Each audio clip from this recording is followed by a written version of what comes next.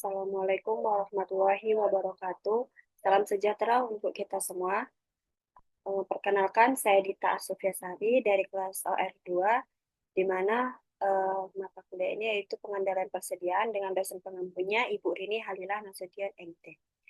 Halo teman-teman, apa kabar? Pada kesempatan kali ini, saya akan membahas topik yang sangat menarik dan penting, yaitu tentang peramalan permintaan. Pernahkah kalian bertanya-tanya bagaimana sebuah perusahaan menunjukkan jumlah barang yang perlu diproduksi atau persediaan yang harus mereka siapkan? Nah, disinilah peramalan permintaan memainkan peran yang sangat vital. Dengan peramalan yang tepat, kita bisa membantu perusahaan mengoptimalkan sumber daya, mengurangi pemborosan, dan tentunya meningkatkan efisiensi. Dalam pembelajaran ini, kita akan membahas pengertian peramalan permintaan, metode-metode yang digunakan, serta bagaimana aplikasinya dalam dunia nyata. Jadi, pastikan kalian menyimak sampai akhir ya. Tanpa berlama-lama lagi, mari kita mulai. Nah, untuk yang pertama itu ada tentang pengertian peramalan. Nah, metode peramalan atau yang dinamakan bisa jadi dengan forecasting.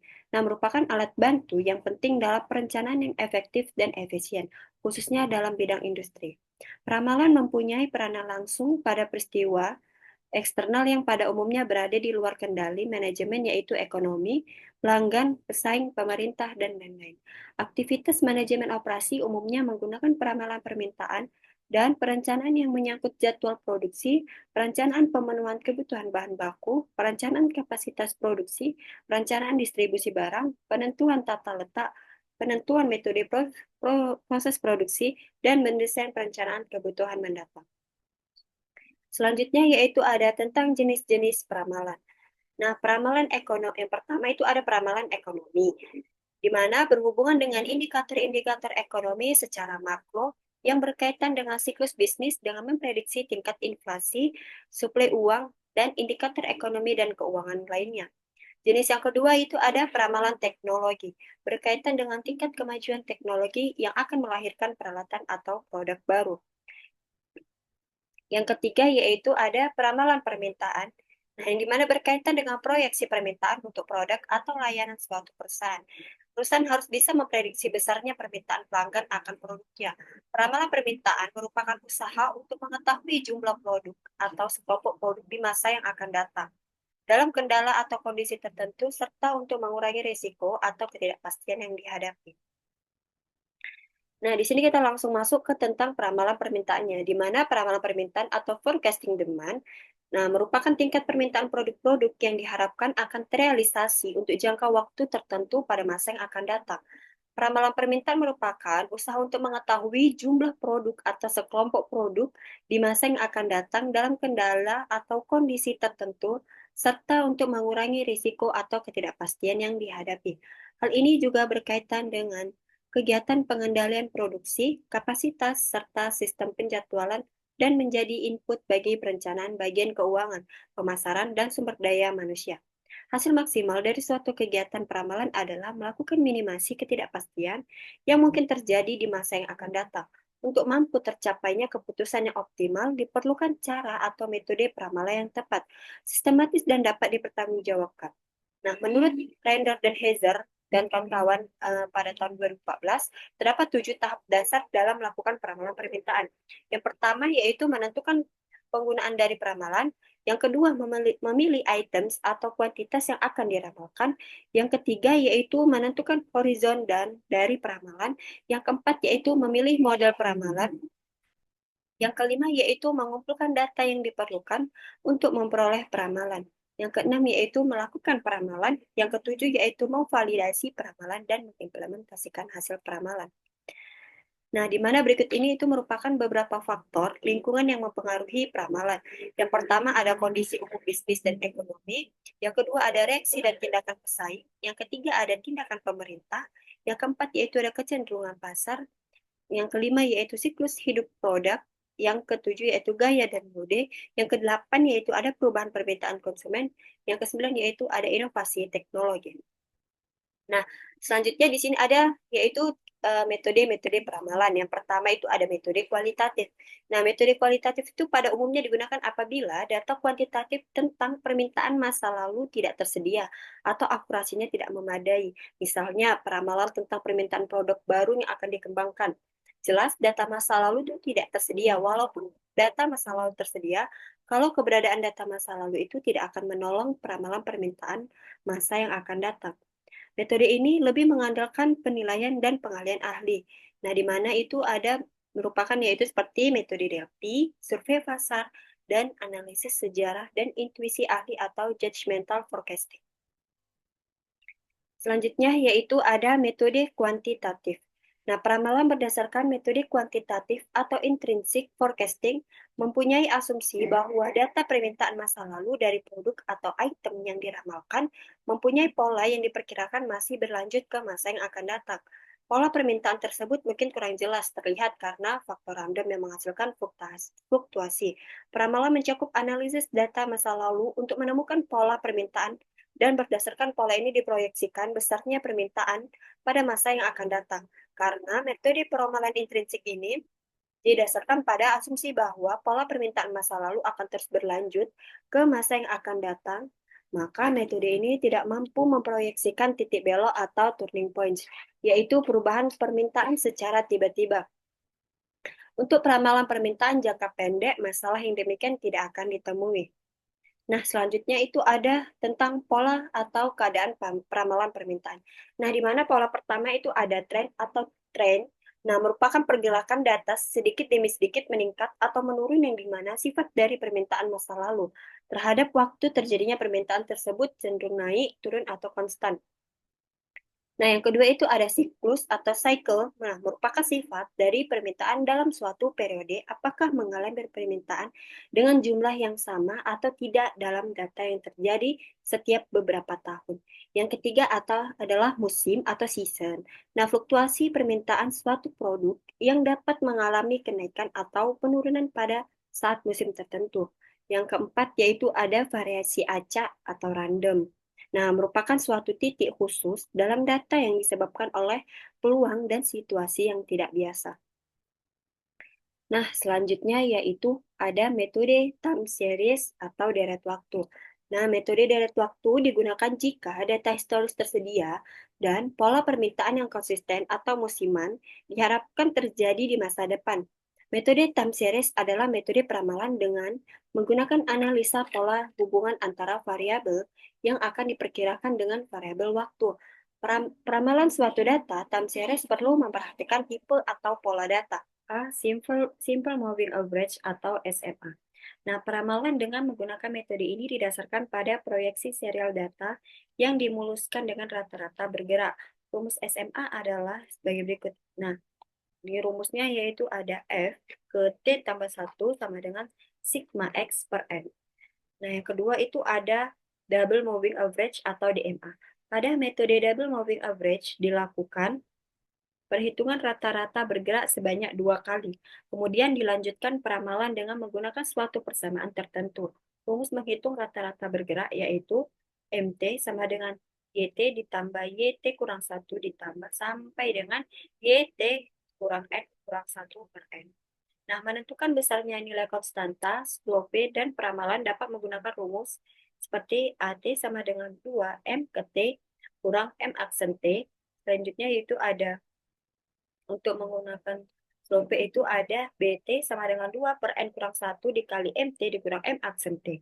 Selanjutnya yaitu ada Y sama dengan AT ditambah BT kali P. Nah, di mana MT adalah rata-rata bergerak periode ke T, N adalah jumlah periode dalam moving average. Selanjutnya yaitu ada YT adalah nilai aktual periode ke T. Nah, selanjutnya yaitu ada single exponential smoothing atau SES. Nah, metode exponential smoothing adalah teknik peramalan rata-rata bergerak dengan pembobotan di mana data diberi bobot oleh sebuah fungsi eksponensial. Rumus exponential smoothing adalah, nah, yaitu rumusnya ada F ke T tambah 1 sama dengan AXT ditambah 1 kurang A dikali FT kurang 1, di mana F ke T tambah 1 itu adalah peramalan untuk periode ke T ditambah 1. Selanjutnya itu ada X, T adalah nilai real periode ke T. Selanjutnya itu ada A, adalah bobot yang menunjukkan konstanta smoothing, di mana A itu lebih besar dari 0 dan lebih kecil dari 1. Selanjutnya itu ada F, T kurang 1 itu adalah peramalan untuk periode ke T kurang 1.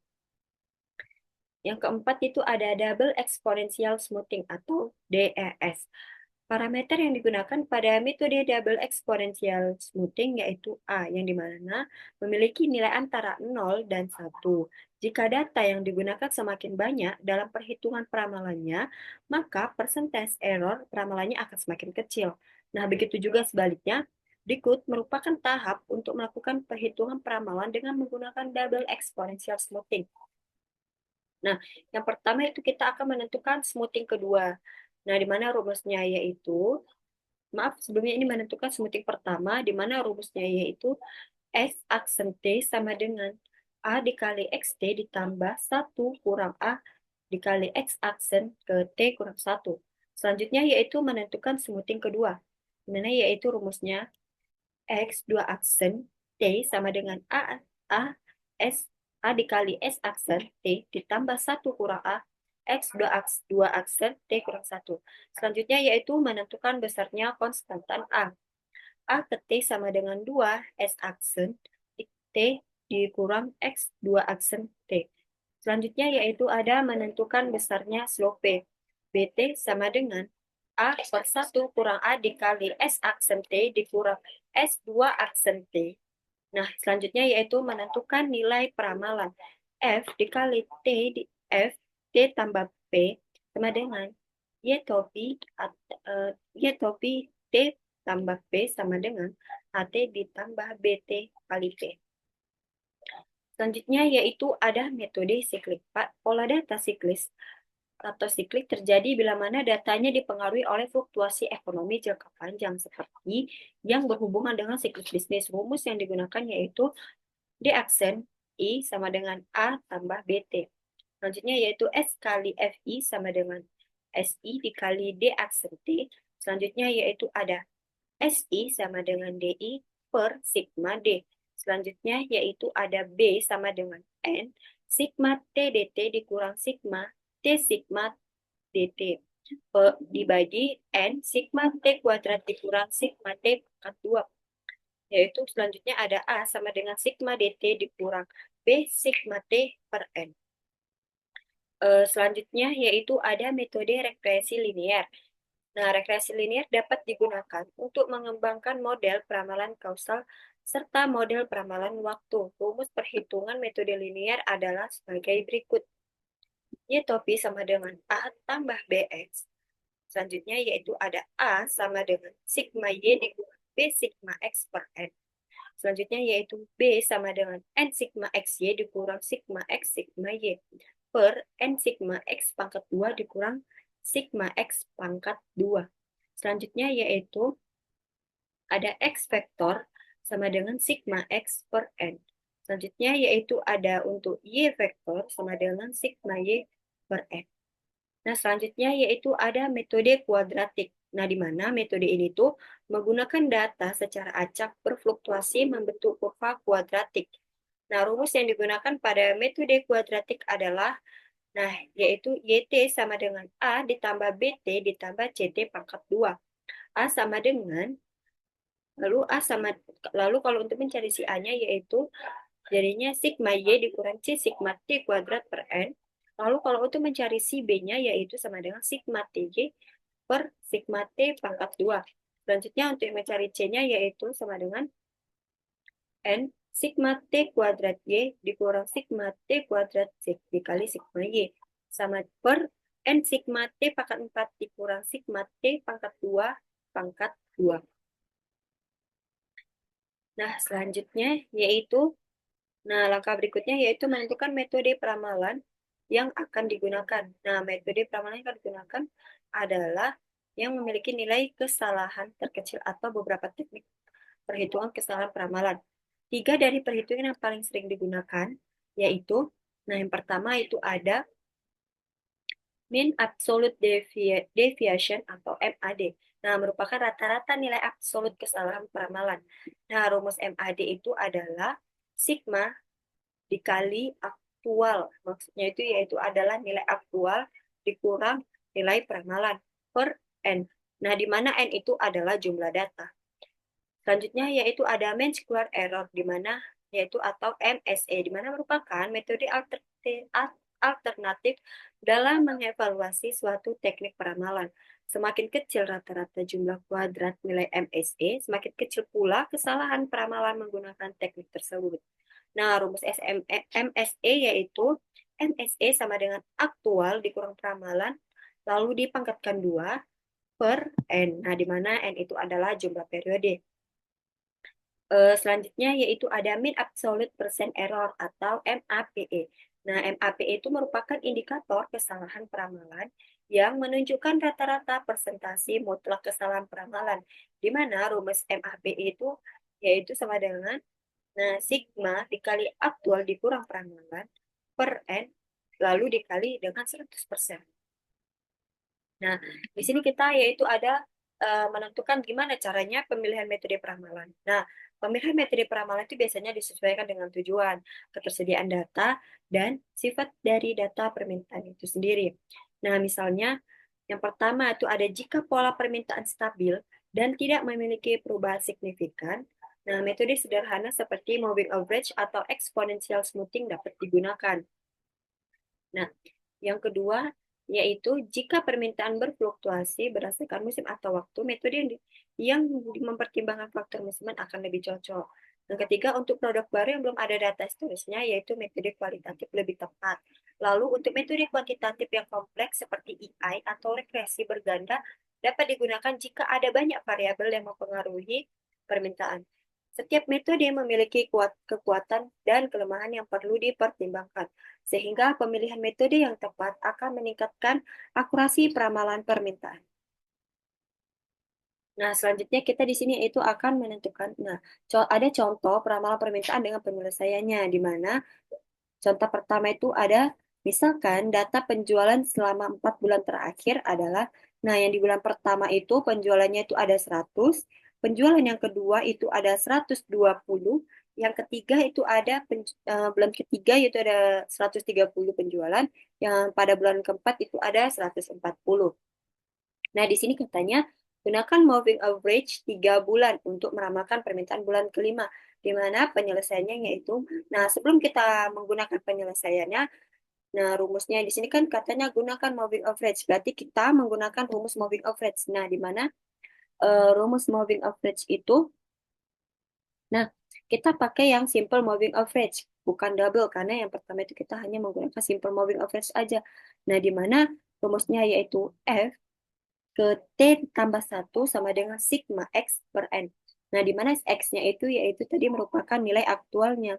Nah, nah berarti sigma X berarti nilai yang aktualnya. Berarti yang itu, peramalan kelima ditanyakan, yang ditanyakan permintaan bulan kelima, berarti peramalan kelima sama dengan, untuk sigma X-nya yaitu kita ambil yang 3 bulan.